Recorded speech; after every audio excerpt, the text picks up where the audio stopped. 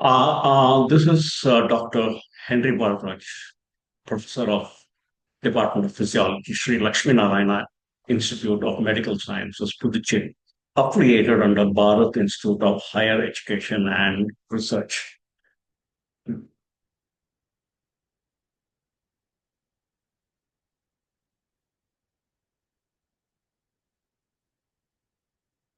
The topic is cerebellum. The cerebellum is otherwise known as the little brain, but you just cannot say that the cerebellum is insignificant by calling it a little brain. Actually, the surface area is tremendous and it has got a lot, an extremely lot of sulci and gyri. And thereby, the surface area is extensive and more than the, the one in the cerebral cortex, the sulci and gyri in the cerebral cortex. It is tightly fissured.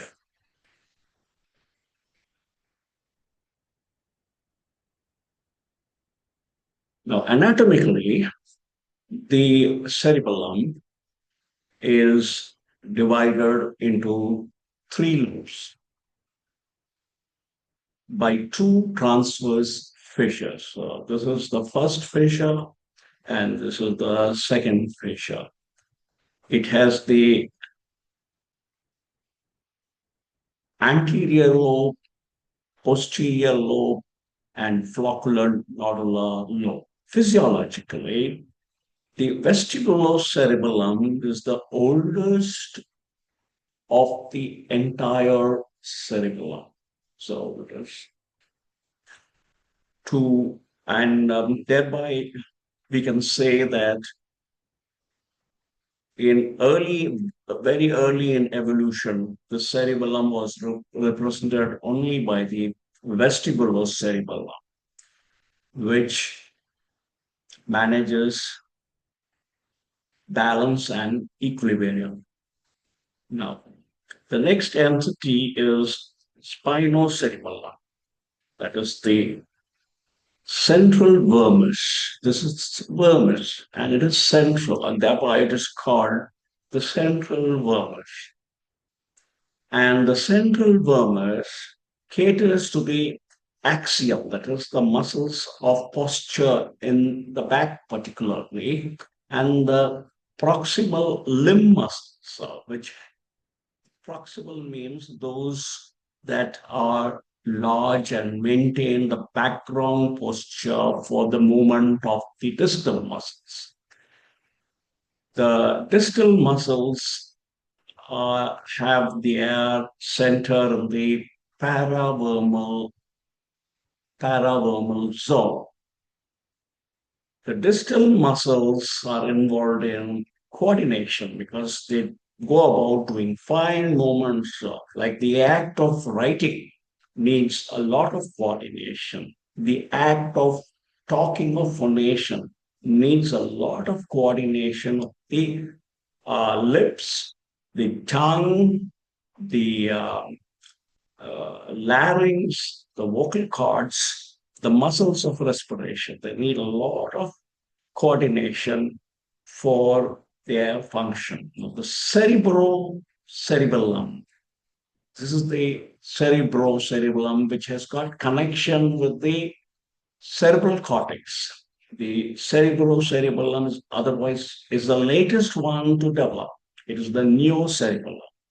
The earliest was the vestibulocerebellum, which takes care of equilibrium and balance, and the new cerebellum is a highly uh, advanced area which takes care of planning and programming of movements. This is the neocerebellum, which is connected with the motor and premotor cortices, more for motor planning. Now, the outer cerebral cortex, layers of cerebellar cortex inside to out, inside to outside, molecular layer. It is the basket cells, stellate cells in the outermost layer. The stellate cells are the basket cells. The Purkinje layer has the Purkinje cells, which are the biggest cells. Let it be the cerebral cortex or let it be the um, cerebellum. The granular layer has got the granule cells and the Golgi cells. Deep cerebellar nuclei are the dentate nucleus, which has got connection with the cerebral cortex, and the globus and vestigial nucleus. Globus nucleus and the vestigial nucleus. The last one being the emboliform nucleus. Actually, the globus nucleus and the emboliform nucleus together are called the interpositus nucleus. Afferents of the cerebellum. Climbing fibers and mossy fibers give inputs to deep cerebellar nuclei. So you have the mossy fibers, you have the uh, climbing fibers. You have the climbing fibers. These are the climbing fibers, and these are the uh,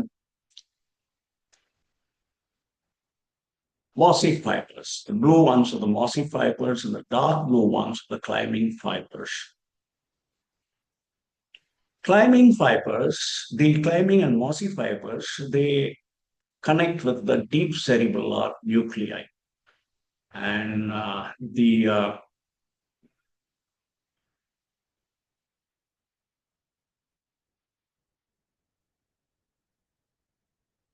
the cerebellar nuclei.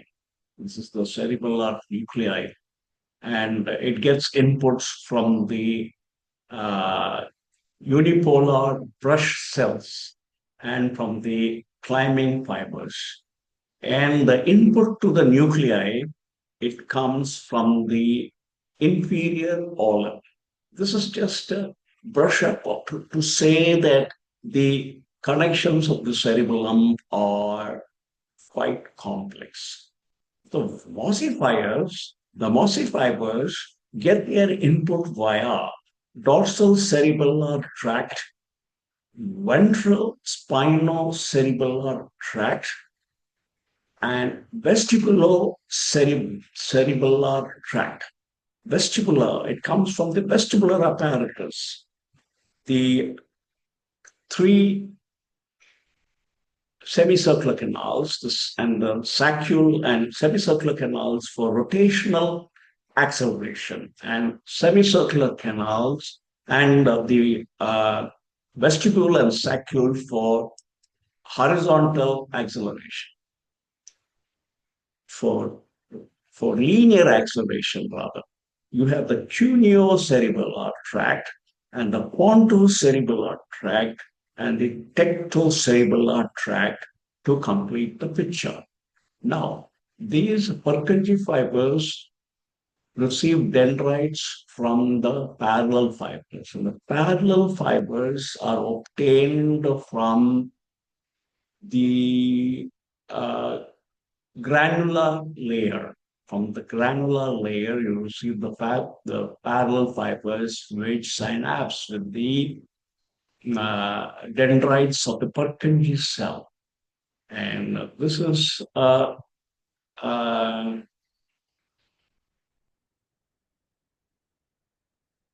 some amount of lateral inhibition and feed forward.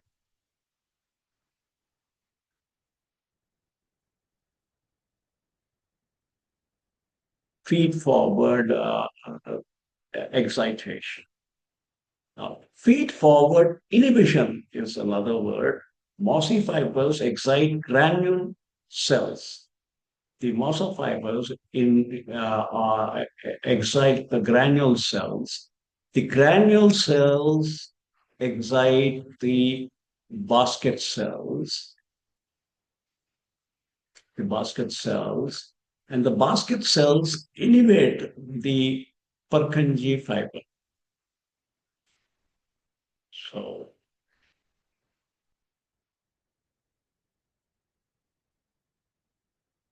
this is the basket cell inhibiting the Purkinje fiber.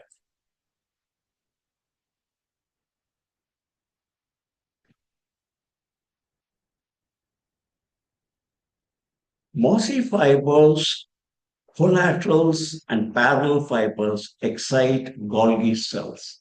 This is the Golgi cell getting excited by the collaterals from the and parallels excite the Golgi cells. The parallel fibers, they are exciting the Golgi cell. And this is the mossy fiber which excites the Golgi cell. The Golgi cells inhibit granular cells. The Golgi cells inhibit granular. So this is a type of mechanism by which there is the diameter of the fibers. They tend to alter the uh, delay in conduction or they try to alter the speed of conduction and thereby control motor activities. And there is always from the cerebral cortex you get a so the cerebellar cortex, but from the cerebral cortex you get input to the nuclei, particularly the dentate nuclei. And the dentate nuclei gives output, and the circuit is completed. And this goes back cerebrocorticodentate-pontothalamic cerebral loop. Now you have Golgi cells inhibit the granule cells. Feedback inhibition, negative feedback loop. There is a negative feedback. Purkinje cells to the deep cerebellar nuclei are inhibitory. Deep cerebellar nuclei to the brainstem are excited. So Purkinje cells to the deep cerebellar nuclei are inhibitory here. The nuclear cells, and this is inhibitory. The Purkinje cells are inhibitory. This is feedback inhibition. So in one way, the climbing fibers stimulate the Purkinje cells, and the other way, it inhibits the nuclei. And it all depends on the neurotransmitters. The inhibitory neurotransmitters are GABA and glycine. The stimulatory neurotransmitter is glutamate. Okay. Deep cerebellar nuclei to the brainstem are excitatory. So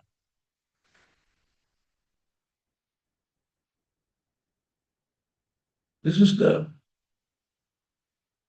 feedback loop. Now, functions of the cerebellum.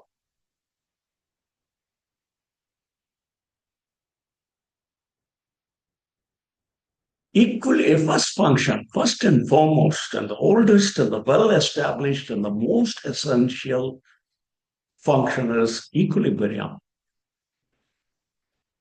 Equilibrium maintenance by vestibulocerebellum. Regulation of posture by spinocerebellum, vermal portion, controlling axial and proximal limb muscles, and maintenance of muscle tone. You have the cerebello, vestibulo, spinal fibers, and the cerebello, reticulo, spinal fibers.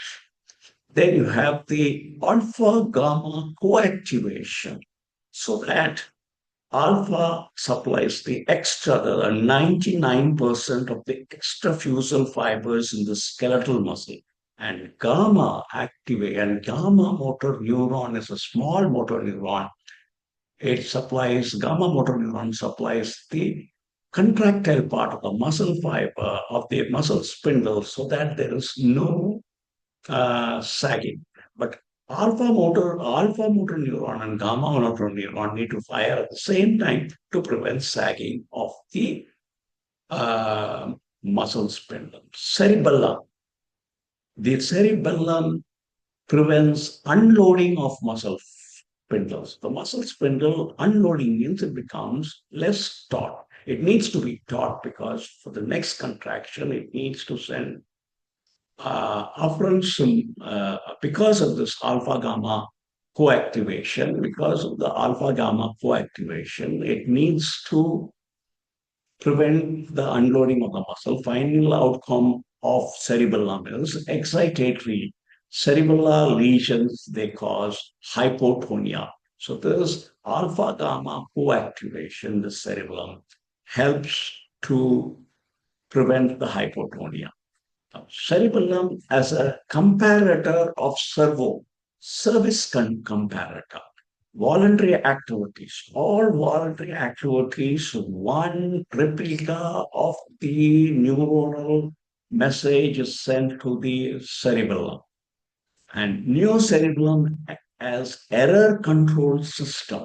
It prevents errors by and the cortico-ponto-dentato rubro-thalamo-cortical system is involved in this error control system.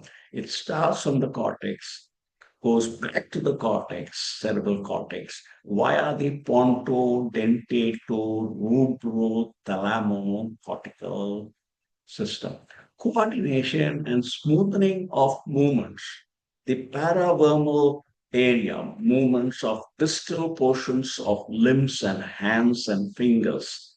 Paravermal area. This is the uh, uh, vermal area. All these functions are brought about by the vermal area. The vestibulocerebellum deals with balance and equilibrium. And then for ballistic missiles, for ballistic movements, paravermal area movements of distal portion of the limbs, hands, and fingers. Now, ballistic movements, flailing movements. There's a condition called hemipallas, whereby the person just throws his arms. Hemi means one side. It happens only on one side because the lesions are mostly on one side. Functions of cerebellum. Point number 6. Yes, in 5 points. The sixth point, planning sequential movement. Cerebellum. Electrical activity begins, they are found out as 80 milliseconds before motor action. Where in the cerebellum? In the cerebellum. Planning and programming occurs. Improvement in motor skills by training and learning is another function of the cerebellum. There is a entity or there is a representation by plasticity of neural circuits. Activity in climbing fibers bring about this plasticity. Mossy fiber, granule cells, Purkinje cell pathway are highly divergent. And this is the reason, also the reason for plasticity of neural circuits. Plasticity means that they go on firing and they influence each other through the neurotransmitters. Point number 8 is onset and offset of movements, the starting of movements and stopping of movements. That's why in cerebellar regions, the onset and the offset of movements are hampered. Prevents overshoot of movements. Spinocerebellum. Lesion of the spinocerebellum causes overshoot of movements. The overshoot of movements, when they go to pick up something on the table, what happens is that they overshoot that particular object. And to correct it, they come back, they undershoot. So this happens for some time, and this was the intentional tremor. Different from the resting tremor of Parkinson's. Cerebellar dysfunctions, hypotonia or atonia of muscles, motor disturbances, ataxia, Ataxia is discrepancy in rate, range, force, and direction of movement. The word taxia means movement. Ataxia means discrepancy in movement. In what aspects, as I said, rate of movement, range of movement, force of movement, and direction of movement. And the gait it's a drunken gait, wide pace gait, so that the balance is taken care of. They have slurred speech due to incoordination of the muscles of speech, which include the lips, the tongue, the larynx, the vocal cords, and the respiratory muscles. They have dysmetria, past pointing. To pick up object, they cannot go straight to the object. Again, that is because of ataxia. They have difficulty in um, the rate, range, force, and direction of movement, and thereby they overshoot the uh, article that is meant to be picked up.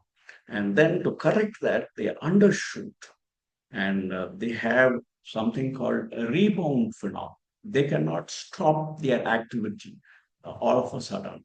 And they have dysdiadochokinesia. Dysdiadochokinesia, repetitive movements are hampered. They cannot do adiodocokinesia. Both the hands, one, two, three, four. They cannot do repetitive movements, pronation, supination. This is called dysdiadochokinesia. And movements, there is decomposition of movements. Uh, Decomposition of movements means they break the movement uh, into several components. If you tell them to touch, uh, stretch their hand up and touch their nose, they will come in a zigzag manner and touch the nose. So you have cerebellar dysfunction, hypotonia, atonia of muscles, loss of tone. What is tone? Tone is contraction in a relaxed muscle. Tone is a state of when the muscle is stretched, it offers resistance. That is due to the muscle spindle. And if there is a lesion, a dysfunction of the cerebellum, there is the tone is not there, and the muscles do not offer resistance to stretch.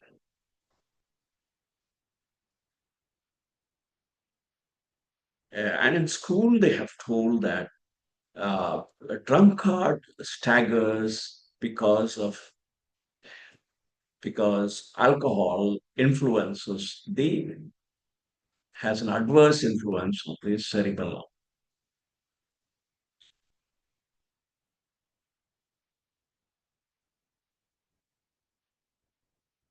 They have attitudinal changes which are unilateral, and the deep reflexes are weak and pendular. Apart from the lower motor neuron type of lesion, where you have the sluggish deep tendon reflexes, and in upper motor neuron type of lesion, you have exaggerated deep tendon reflexes after the period of spinal shock when there is a spinal cord injury.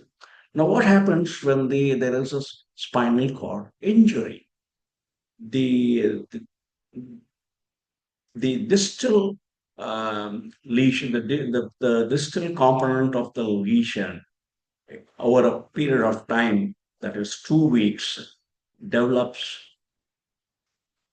uh, receptor upregulation, and the upper part of the lesion area develops sprouts, neuronal sprouting, and neurotransmitters are released. So more neurotransmitter and more uh, receptors cause discrepancies in the tone. The tone increases, and they have hypertonia, and they have exaggeration of deep tendon reflexes. And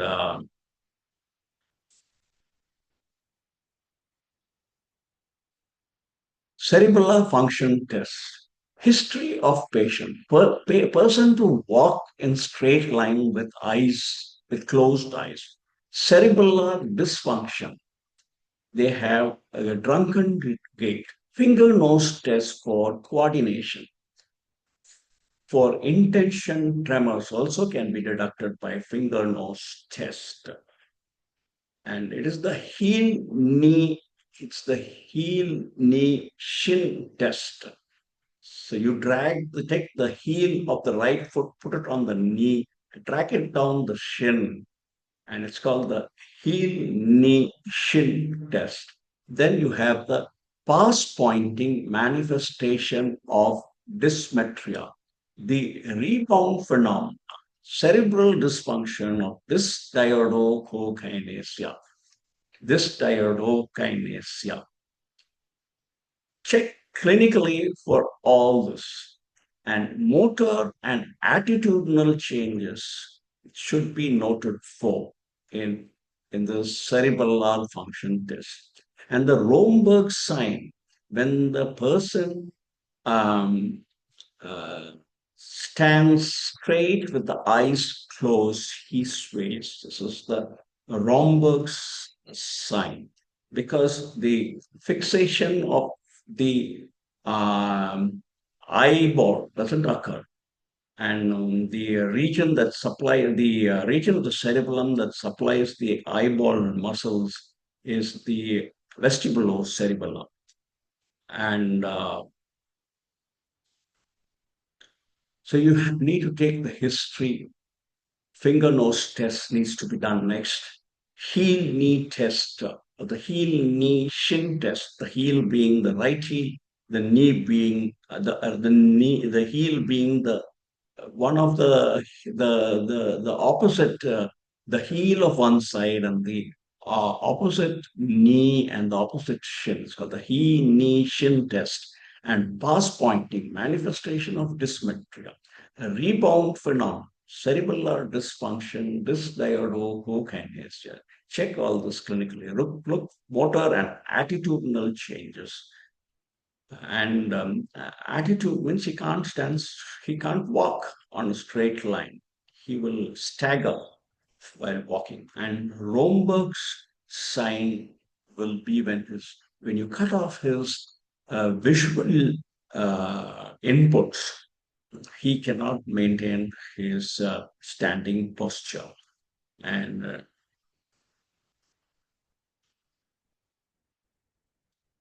so pendular deep reflexes and pendular uh, deep tendon reflexes, they occur because of uh, disparities in the tone. And attitudinal changes occur because he loses his sense of balance and equilibrium.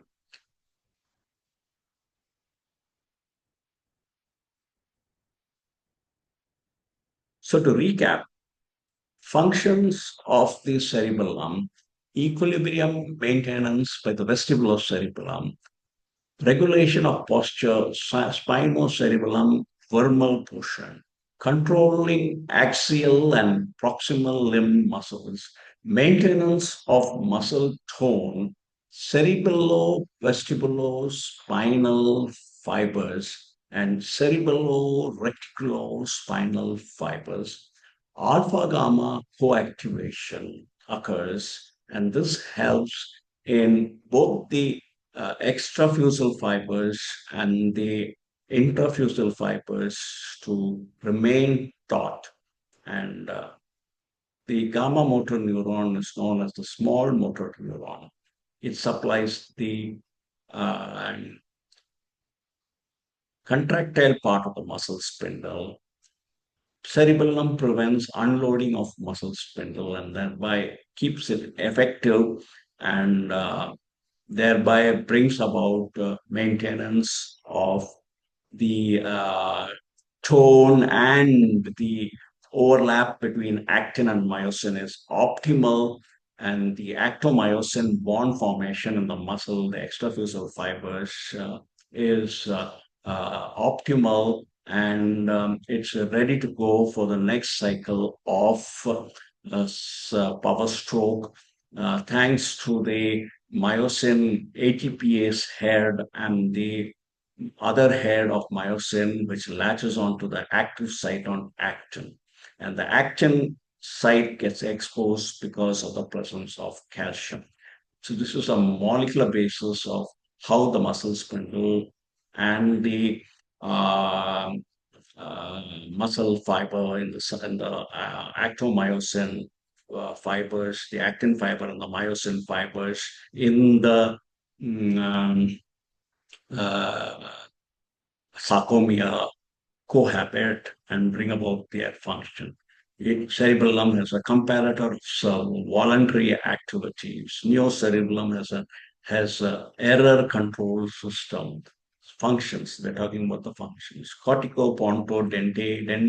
Dento-rubro-thalamo-cortical system, coordination and smoothing of movements brought about by the cerebellum, and paravermal area brings about movements of the distal portion of the limbs, hands and fingers, the small muscles for writing, for gesticulating, etc.